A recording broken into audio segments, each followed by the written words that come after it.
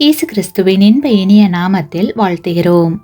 இன்றைய வேத வசனம்: பொய் உதடுகள் கர்த்தருக்கு அருவருப்பானவைகள், உண்மையாய் நடக்கிறவர்களோ அவருக்கு பிரியம். நீதிமொழிகள் 12ஆம் அதிகாரம் 22ஆம் வசனம். Today's Bible verse: Lying lips are an abomination to the Lord, but those who deal truthfully are his delight. Proverbs chapter 12 verse 22. யாக்கோபு தன்னுடைய வாழ்நாளில் செய்த மிகப்பெரிய தவறு தன் சகோதரனைப் போல வேடமணிந்து கண் தெரியாத தன் தந்தையிடம் வஞ்சகமாய் ஆசீர்வாதம் பெற்றது. ஆனால் அதற்கான தண்டனையை பின்னாளில் அவர் அனுபவித்தார் என்பது நமக்கு நன்கு தெரியும். ஆம் பிரியமானவர்களே, நாமும் அநேக நேரங்களில் ஒரு பொய்யை உண்மையாக மாற்ற நினைக்கிறோம். அப்படி நினைக்கும் போது நாம் இன்னும் அநேக பொய்களை சொல்ல தள்ளப்படுகிறோம். ஆனால் இவ்வாறு செய்வது மிகவும் தவறு. நாம் ஒருபோதும் பொய்யை நிஜமாக்க முயற்சி செய்யக்கூடாது.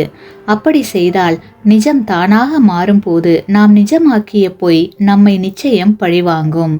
உள்ளதை உள்ளதென்றும் இல்லதை இல்லதென்றும் சொல்லுங்கள், இதற்கு மிஞ்சினது தீமையினால் உண்டாயிருக்கும் என்பதே கர்த்தராகிய இயேசு கிறிஸ்து நமக்கு கூறின அறிவுரை.